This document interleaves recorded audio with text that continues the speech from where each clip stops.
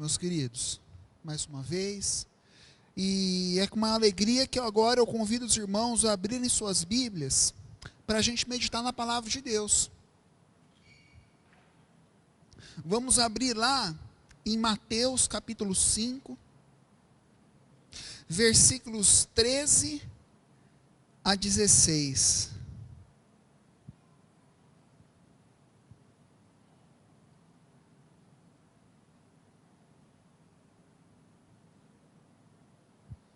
Mateus 5, 13 a 16. Quem gostaria de fazer essa leitura bíblica? Todo o texto. Alguma das meninas? Não querem? Não? Você quer, Júlia? Legal, então.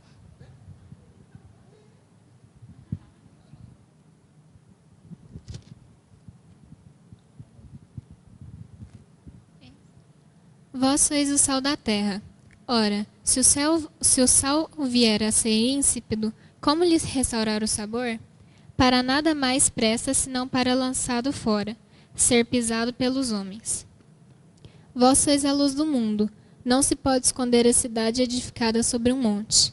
Nem se acende uma candeia para colocá-la debaixo do alqueire, mas no velador, e alumia a todos os que se encontram na casa. Assim brilhe também a vossa luz diante dos homens, para que vejam as vossas boas obras e glorifiquem a vosso Pai que estás nos céus. Meus irmãos, então nós estamos vendo que a luz, ela brilha, não é para ficar escondida num ambiente restrito entre quatro paredes. Ela é feita para brilhar para o mundo lá fora, para um ambiente muito maior e ilimitado. O sal, ele não é feito para ficar guardado dentro de um pote lacrado, lá no fundo do armário da sua casa. Ele é feito para quê? Para ser semeado, para ser polvilhado em cima da comida e dar sabor para a comida. Alguém já comeu alguma comida sem sal? Ela é insípida, ela é desagradável, ela é sem graça. É o sal que dá sabor à comida, é a luz que dá direção aos nossos passos, nos caminhos que nós seguimos. Nós precisamos de sal, nós precisamos de luz. E nós, através das bem-aventuranças, quando nós experimentamos desse sal, e nós sentimos o brilho dessa luz, depois dessa experiência, nós somos chamados a guardar isso para si e ficar por isso mesmo? Não, nós somos chamados a compartilhar isso com as pessoas, e compartilhar isso significa relacionamento. Você vê aqui que Jesus Cristo diz assim: vocês são o sal da terra, vocês são a luz do mundo. Não é a luz que está apagada dentro do teu quarto ali, com a tomada puxada. Não, é a luz que brilha. Não é o sal que está guardado na despensa da tua casa, é o sal que está sendo usado na comida. Isso implica o quê? Relacionamento. Então, meus irmãos, você perceba a palavra de Jesus: sal da terra, luz do mundo. A gente, como cristão, nós não somos chamados para sermos pessoas isoladas. A primeira coisa que eu gostaria de tratar nessa noite com os irmãos, nesse estudo dessa noite de quarta-feira, é: você ser sal da terra e luz do mundo significa o quê? Que você precisa entender seu papel no relacionamento com o mundo lá fora. O cristão, ele não pode se isolar. E aí cai por terra a doutrina e a prática do isolamento, através dos mosteiros, através dos monastérios. Então, quer dizer, o monasticismo, que veio junto com outros tantos movimentos da reforma, ele acertou em muitos aspectos. Ele acertou em uma volta às origens, a um evangelho puro e simples, um estilo de vida mais simples, sem extravagâncias, sem ostentação, sem opulência. Divergir e não aceitar a autoridade da igreja romana naquela época, voltar a uma releitura das antigas escrituras, mas ele errou num ponto, no isolamento. Por que monasticismo, monastério, de mosteiro? A pessoa viver trancada, só estudando, e não ter um contato com o mundo lá fora, não pregar o evangelho, não ganhar almas para Jesus, não compartilhar com as pessoas as alegrias das experiências que ela teve com Jesus, não ir num culto numa outra igreja, num congresso ali, ouvir outro pastor falar, e está trabalhando no seu ambiente de trabalho, no seu gabinete, no seu escritório, na sua firma, na sua empresa, no seu comércio. Você ter a sua vida social, ir para o seu clube, praticar seu esporte, seu jogo de quinta-feira à noite com os colegas da empresa, fazer sua academia. E aí você vai ver pessoas que fazem coisas que são contrárias ao evangelho. Você vai fazer o quê? Você vai se isolar do mundo e vai se trancar dentro da sua casa para a igreja, da igreja para a sua casa? Não! Você não é chamado para se isolar. O pecado que você vai ter que conviver no mundo lá fora não é motivo para te levar a se trancar dentro da sua casa. E você, convivendo com aquelas pessoas impuras no meio da impureza, porém sem se contaminar, vai continuar a sua vida de ser sal da terra e luz do mundo. Meus irmãos, é interessante que nós estamos junto com o mundo, mas nós não estamos misturados. Você já viu a água quando ela se une ao óleo de cozinha? Você pega uma bacia de água e a água está lá repleta na bacia e você joga um filete de óleo, os dois estão juntos, mas eles não se misturam. O óleo não se mistura com a água. E o cristão é assim também no mundo lá fora. Nós estamos junto com o mundo lá, mas a gente não está misturado. Você pode estar trabalhando do lado de uma pessoa, num colega de trabalho que pode sonegar, pode fazer um caixa dois, pode extorquir, pode fazer alguma manobra clandestina, mas isso não significa que você vai ter que se isolar. Você pode, no seu meio social, em fatos isolados, presenciar casos de imoralidade, mas isso não significa que você tenha que se isolar do mundo lá fora. Mas sim que você tem que se relacionar e se permanecer incorrupto do mal. Jesus Cristo mesmo, ele disse: ide, pregar o evangelho a toda criatura. Não é para você se fechar, é para você se abrir e ir para o mundo lá fora. E a gente vê também, meus irmãos, que isso se aplica à parábola do joio e do trigo. Eis que um agricultor, ele plantou o trigo, e aí o seu vizinho, que era um seu desafeto, veio e colocou o joio, que era a erva daninha, e eles cresceram junto. E aí os trabalhadores do dono da terra disseram assim: agora vamos tirar o joio. E o dono da terra disse: não, porque se vocês tirarem o joio, vocês vão tirar também o trigo. Deixa para o dia da colheita, porque aí tira os dois. Só que o trigo você leva lá para ser vendido, leva para ser armazenado, e o joio você leva para ser queimado. E aí depois Jesus Cristo disse assim para os discípulos: e aí, vocês entenderam o sentido dessa parábola? E o que os discípulos disseram? Alguém entendeu o sentido dessa parábola? O que vocês acham? O que quer dizer a parábola do joio e do trigo? O dono da terra disse assim: não é para tirar agora não, porque se vocês tirar um, vai machucar o outro. Vamos deixar lá para o dia da colheita, aí vocês podem tirar. Só que um vai ser levado para ser queimado, o outro vai ser levado para ser a luz do mundo. O que significa isso? Meninos, qual é o sentido da parábola do semeador? Do semeador não, do joio e do trigo. O povo de Deus hoje cresce junto com o povo que não é separado por Deus. Mas no fim será separado. E aí Jesus Cristo diz isso que o Paulo Messias acabou de falar. Ele disse assim: o joio são os filhos do meu inimigo, do diabo que está lá fora. O trigo são os filhos de Deus, e eles têm que crescer juntos. E eles crescem juntos, eles permanecem juntos. Mas no dia da volta de Jesus Cristo, que é o dia da ceifa, da colheita, o anjo vai vir e vai separar o joio para ser queimado e o trigo para ser formado a grande luz do Senhor que vai brilhar como o sol. É maravilhoso isso. Lá em Mateus 13 está dizendo que a gente vai brilhar como o sol. Meus queridos, a gente não pode se isolar. A gente não pode se isolar. Jesus Cristo, quando estava orando para Deus, na sua despedida, lá em João 17, na oração sacerdotal de Jesus, ele disse assim: eu vou para o meu Pai, mas eu não vou deixar vocês sozinhos, eu vou deixar o Espírito Santo. E lá em João 17, 15, ele diz assim, então: eu não peço, Pai, para que você os tire do mundo, mas sim que o Senhor os livre do mal. Então, a grande lição dessa noite, para você saber o significado do sal da terra e da luz do mundo, é que você não pode se isolar.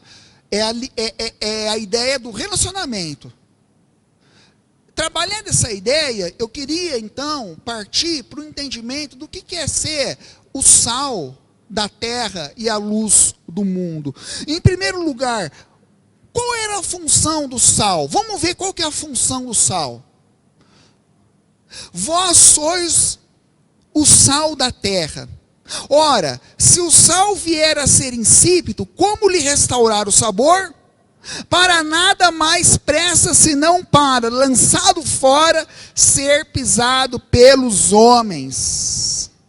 Meus queridos, olha, você tem que saber o seguinte, que o sal, na época de Jesus, ele era usado como conservante, não é verdade? Hoje nós temos vários conservantes químicos que conservam a comida durante muito tempo. Mas na época de Jesus Cristo não existia essa tecnologia e eles usavam o sal. E isso ficou como uma tradição dos povos mais simples, rurais. Jesus Cristo viveu num ambiente rural. E a gente vê isso em várias partes do mundo.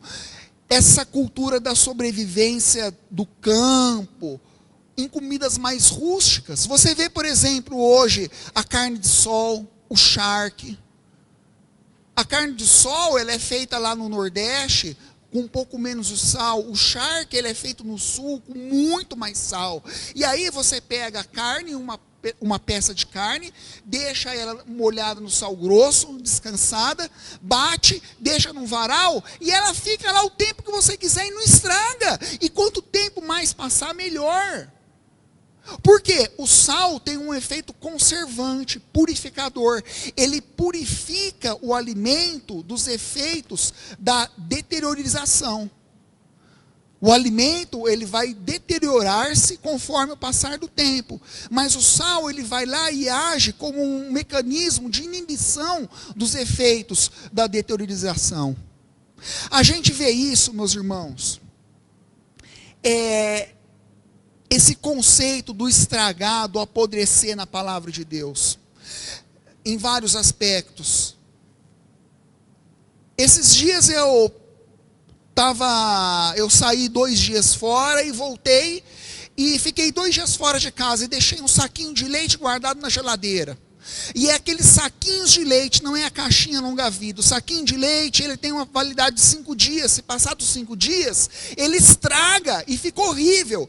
E eu fiquei 2 dias fora, voltei, e ele passou, se eu não me engano, 1 dia e meio da validade. E eu estava com uma vontade de tomar um copo de leite, pus aquele copo de leite assim, ele estava geladinho, ele estava branquinho, com uma aparência ótima, mas quando eu fui tomar,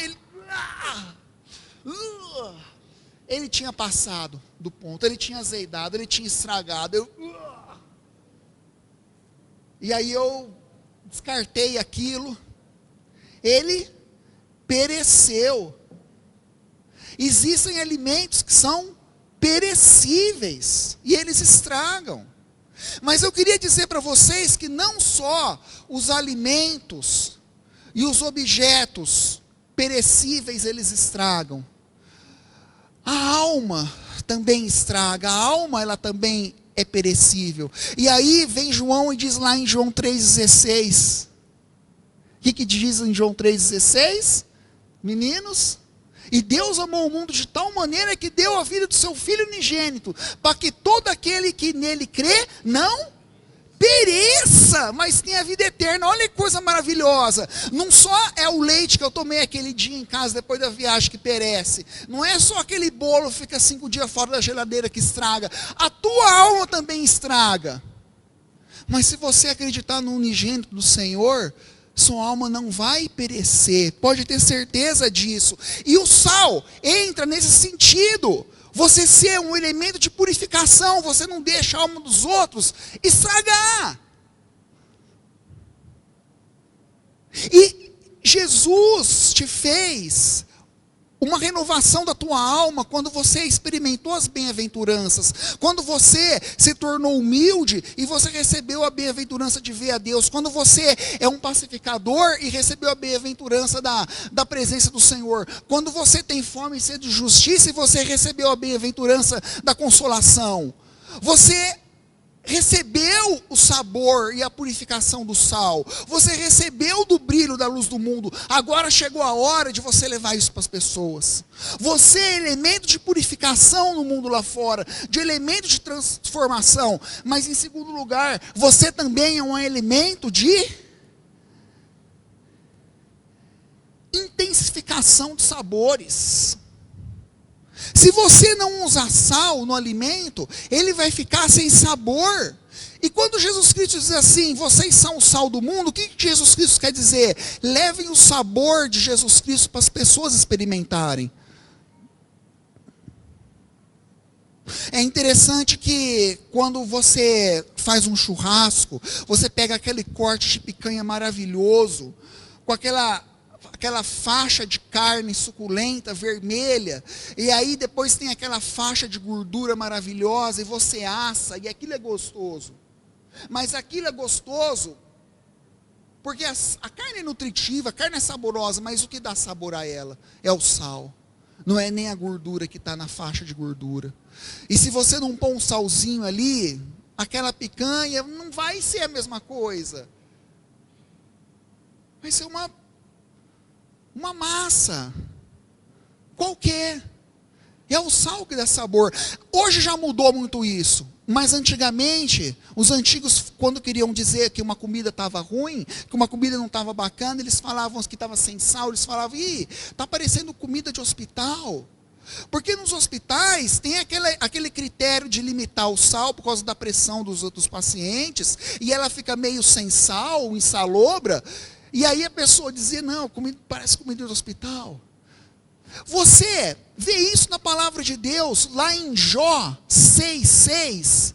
Jó diz assim, como que se não tiver o sal na comida, a comida vai ter gosto? Por um acaso tem gosto por si só a gema do ovo? Olha só, a própria palavra de Deus fala disso. Então, meus irmãos, você é convidado, uma vez que você experimentou do sabor de Jesus através das bem-aventuranças, não guardar isso para você, mas você compartilhar isso com as pessoas. E você ser chamado, então, para ser esse sal maravilhoso do mundo.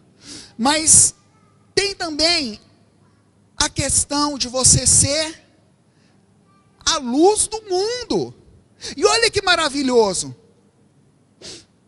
Vamos ver o versículo 14. Vós sois a luz do mundo. Não se pode esconder a cidade edificada sobre um monte. Versículo 15. Nem se acende uma candeia para colocá-la debaixo do alqueire, mas no velador, e alumia a todos os que se encontram na casa. Aí, meus irmãos, você é chamado para ser a luz do mundo. E isso é maravilhoso, porque Jesus Cristo está compartilhando uma das suas naturezas. Quando a gente, por exemplo, a gente vai lá para o Evangelho de João, a gente vê os 4 grandes discursos da pessoa de Jesus Cristo, baseados no eu sou.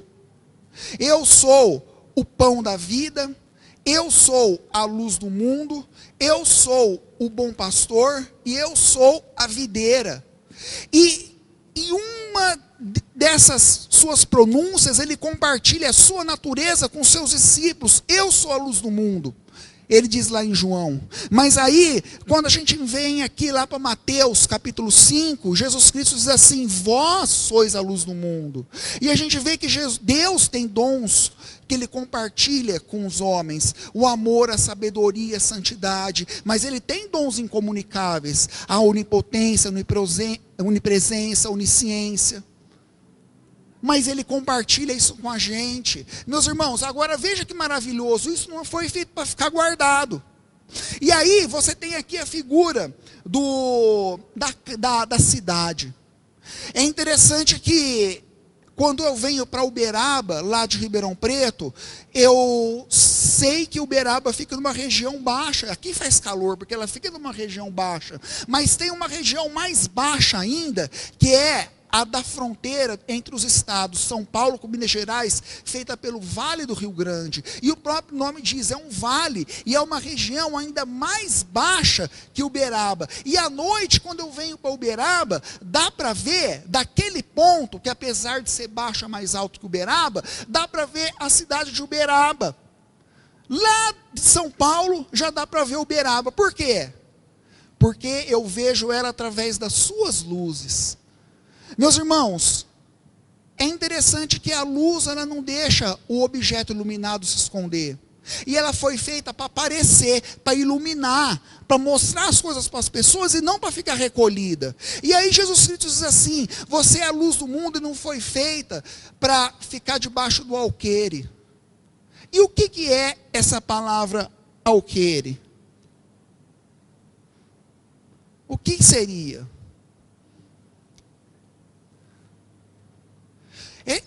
Existia uma bacia de madeira antiga com 4 pezinhos. E ela era utilizada para se amassar a uva, para depois fazer o vinho. Ela era usada muitas vezes para se amassar, em alguns processos de trituração, a azeitona, para fazer o óleo de oliva. Isso era o alqueire. E aí Jesus Cristo diz assim: você não é uma luz, uma tocha, para você pôr debaixo da mesa, para te pôr debaixo do alqueire e ninguém vê. É para você ser colocada no umbral da porta, para que todo mundo que chega na casa possa ver as coisas. Então, meus irmãos, brilhe para o mundo. Brilhe para o mundo. Essa é a nossa responsabilidade. E aí, o último versículo, o que diz? Assim brilhe também a vossa luz diante dos homens, para que vejam as vossas boas obras e glorifiquem a vosso Pai que está nos céus. Meus irmãos, aqui está falando com você mostrar aquilo que você faz, para que os homens vejam as suas boas obras. Veja bem, você é a luz do mundo, você não vai sair da sua casa e vir para a igreja, e da igreja para a sua casa. Você vai está na tua casa, está no escritório, está no trabalho, está no clube, está na academia, está na sala de aula, está na universidade, está no seu trabalho, no seu estágio, testemunhando Jesus para as pessoas. Fazendo as pessoas terem um testemunho de todas as suas boas obras. A luz mostra para as pessoas aquilo de bom que você faz, para que as pessoas então possam dar glória a Deus. Isso tem a ver com testemunho, meus irmãos, testemunho cristão.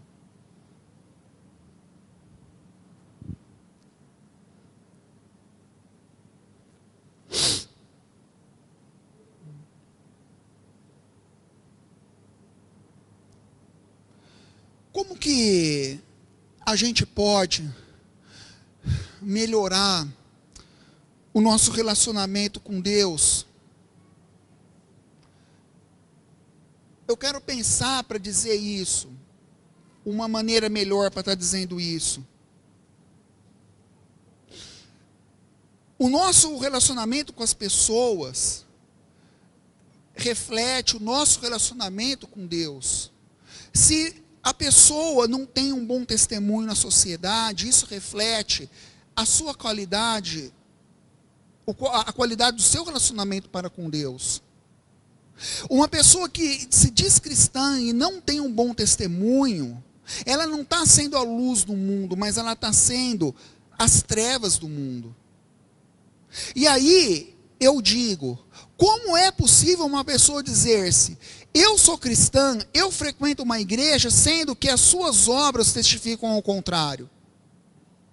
Eu quero pensar uma maneira de trazer claramente isso para vocês. Vocês estão compreendendo o que eu quero dizer?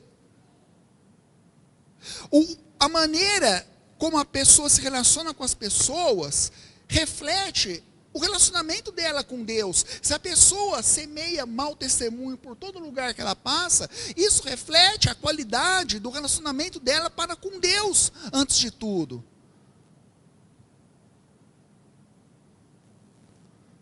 Vocês entenderam o significado disso? Isso é importante para você sair daqui hoje falando, eu entendi o significado desse estudo. Você ser a luz do mundo. Você saber que aquilo que você semeia lá fora, aquilo que você mostra lá fora, reflete a qualidade do teu relacionamento com Deus.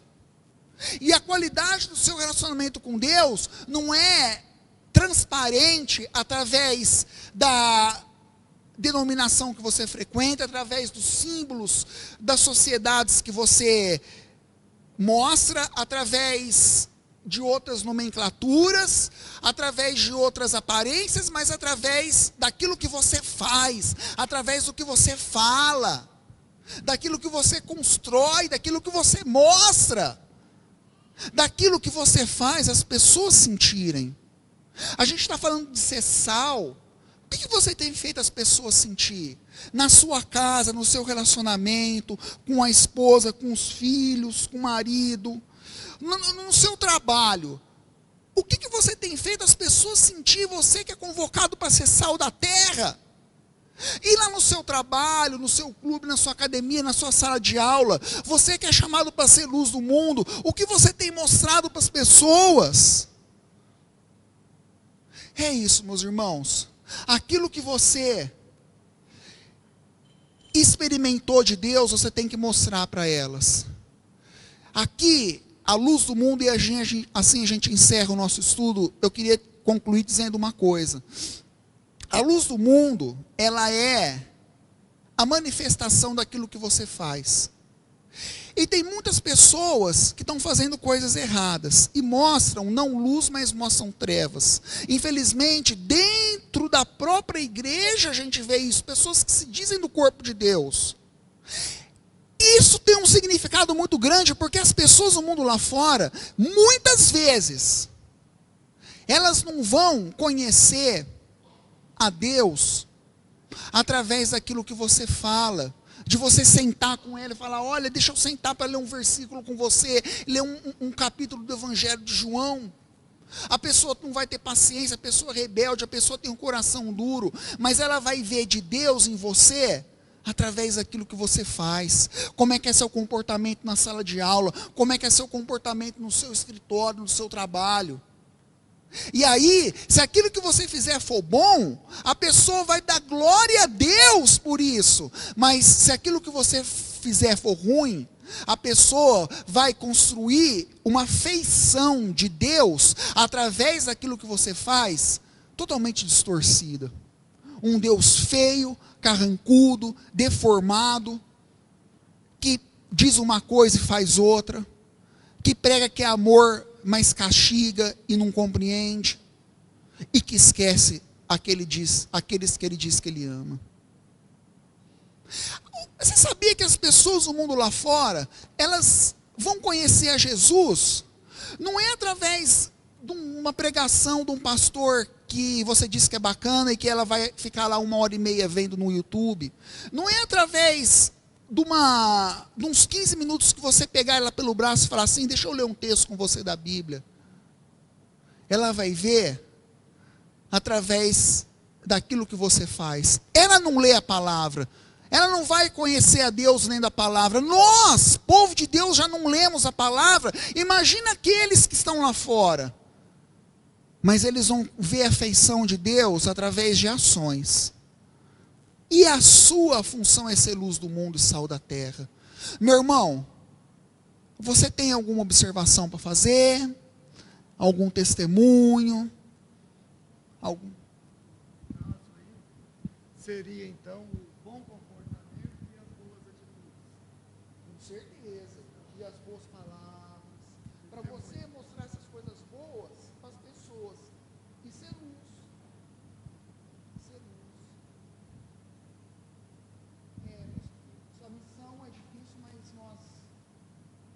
mas nós vamos conseguir. E vocês, adolescentes, nesse ano de 2019, quais são as luzes que vocês vão emitir agora na sala de aula, no trabalho? Esse ano eu queria trazer mais amor, principalmente para a UPA, né, que é o nosso ministério, que a gente trabalha com os adolescentes, para quebrar muito essa visão de inveja, picuinha. Eu queria que a UPA fosse mais orgânica, um só corpo, todo mundo unido, proclamando a mesma fé, o mesmo Senhor, sabe? Todo mundo amigo, irmão. Assim, não que seja isso, né? A UPA é muito boa, mas trazer mais dessas raízes, né? Que a UPA seja mais enraizada no amor e uma UPA amorosa uns com os outros, que ame a Deus acima de todas as coisas, uma UPA mais espiritual. Com certeza os adolescentes vão trazer essa luz para o mundo. Assim como a gente tenta ser aqui também, né? Os adolescentes separados aqui. Mas é isso aí, pastor. É isso. O Gustavo falou, é muito importante. A gente transformar o ambiente que a gente está através do amor. Isso é muito importante. Jesus Cristo mesmo disse lá em João, né? Nós seremos conhecidos como seus discípulos através do amor. Isso é importante. Meus irmãos, nós vamos encerrar então nosso culto dessa noite, com muita alegria, na certeza que nós vamos estar levando o sabor de Jesus para as pessoas, iluminando os nossos passos e os caminhos das demais também. Vamos estar nos levantando, nos colocando em pé. O pastor Vitor vai finalizar com uma oração. Essa semana eu impetro a bênção, mas na semana que vem será ele. Oh, Deus. Vamos orar? Senhor, nós rendemos graças a Ti, ó Deus, pelo privilégio que temos de ser luz do mundo e sal da terra. Ó Pai, que o Senhor nos capacite nessa missão de testemunharmos o Teu Evangelho, ó Deus, de darmos o verdadeiro sabor a esse mundo perdido, e que nós possamos, ó Deus, conservar firmes a doutrina dos apóstolos, os mandamentos do Senhor, as doutrinas que Cristo Jesus nos ensinou, e que nós possamos evidenciar quem o Senhor é para os nossos familiares, para os nossos amigos, no nosso ambiente de trabalho, e que esse ano de 2019 seja um ano transformador, um ano de testemunho, um ano que a graça do Senhor superabunde em nós, e que assim possamos trilhar o caminho da gloriosa missão que o Senhor tem destinado a cada um de nós.